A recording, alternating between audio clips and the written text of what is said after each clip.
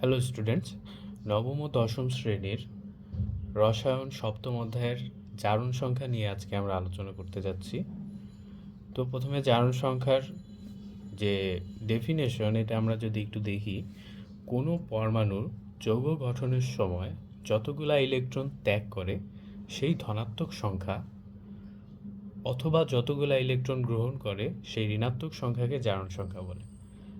তার মানে যখন কোনো পরমাণু যৌগ গঠন করতে যাবে তখন সে যদি ইলেকট্রন ত্যাগ করে, আমরা জানি কোনো কেউ যদি ইলেকট্রন ত্যাগ করে তাহলে তার কি হয়, সে ধনাত্মক চার্জে পরিণত হয়। তো কতগুলো চার্জ থাকবে সেই সংখ্যা অথবা যতগুলো ইলেকট্রন গ্রহণ করবে সেই ঋণাত্মক সংখ্যা। আমরা জানি ইলেকট্রন গ্রহণ করলে পরমাণুটি কি হয়, ঋণাত্মক চার্জে চার্জিত হয়।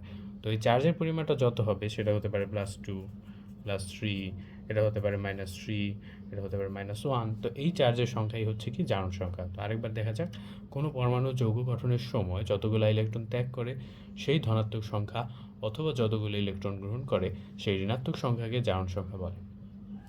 তো আমরা একটা কমন বিক্রিয়া দেখব, সেটা হচ্ছে সোডিয়াম আর ক্লোরিনের বিক্রিয়া।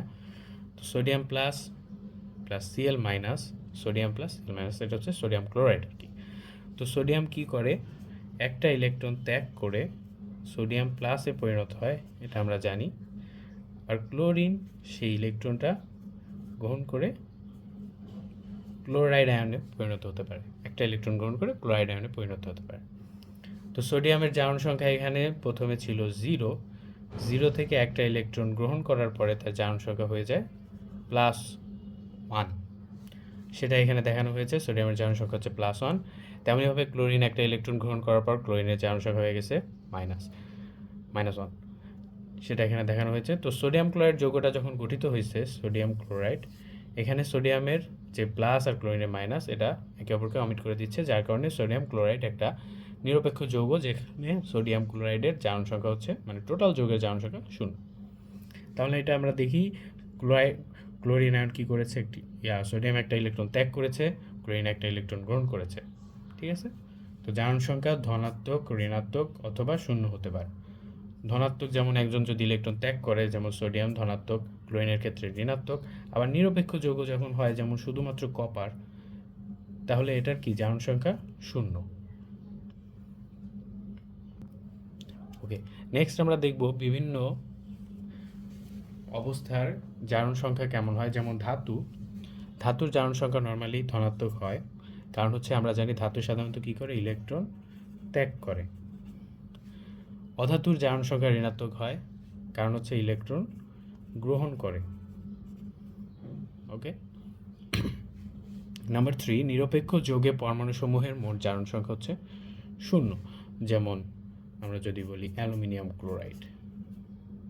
ওকে, এখানে অ্যালুমিনিয়ামের +3, ক্লোরিনের -1 × 3, যেহেতু 3টা ক্লোরিন আছে, তো টোটাল হচ্ছে 0। তাহলে বলতেছে নিরপেক্ষ যৌগে পরমাণুসমূহের মোট জারণ সংখ্যা হচ্ছে 0।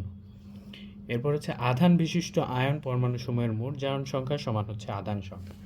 আচ্ছা, এটা কি বললো, আধান বিশিষ্ট আয়নসমূহ কারা? যেমন আমরা যদি অ্যামোনিয়াম আয়নের কথা চিন্তা করি, তাহলে NH4+ আছে।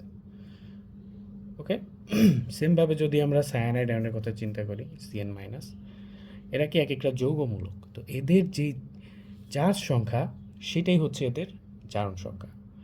তো আধান সংখ্যা সমান হচ্ছে জারণ সংখ্যা, সেটাই বোঝানো হয়েছে যে আধান বিশিষ্ট আয়ন পরমাণুসমূহের মোট জারণ সংখ্যা সমান আধান সংখ্যা। উদাহরণ হচ্ছে সায়ানাইড, অ্যামোনিয়াম, এগুলা। আমরা যদি এখন ধাতুকে আরও স্পেসিফিক করি, আমরা জানি ধাতুর জারণ সংখ্যা সাধারণত কী হয়, ধনাত্মক হয়।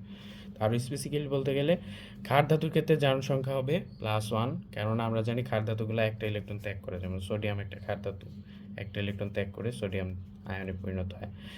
তেমনিভাবে মৃৎক্ষার ধাতুর জারণ সংখ্যা হচ্ছে +2, যেমন ম্যাগনেসিয়াম একটা মৃৎক্ষার ধাতু, ম্যাগনেসিয়াম কয়টা ইলেকট্রন ত্যাগ করে, ম্যাগনেসিয়ামের শেষ কক্ষপথের ইলেকট্রন বিন্যাস হচ্ছে 3s2, সেই 2টা ইলেকট্রন ত্যাগ করে সে নিয়নের ইলেকট্রন বিন্যাস অর্জন করতে চায়, যার কারণে ম্যাগনেসিয়াম 2+, এটা মৃৎক্ষার ধাতুর হওয়ার কারণে এটা জারণ সংখ্যা +2।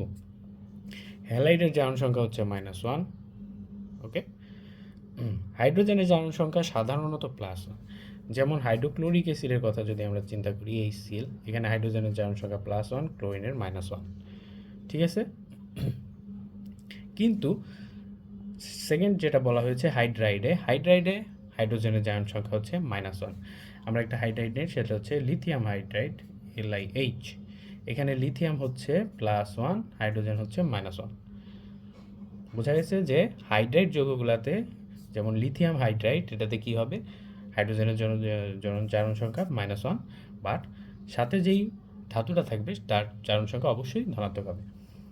সো লিথিয়াম হাইড্রাইডে লিথিয়ামের জারণ সংখ্যা হচ্ছে +1, হাইড্রোজেনের জারণ সংখ্যা হচ্ছে -1। ওকে, থ্যাংক ইউ ফর টুডে।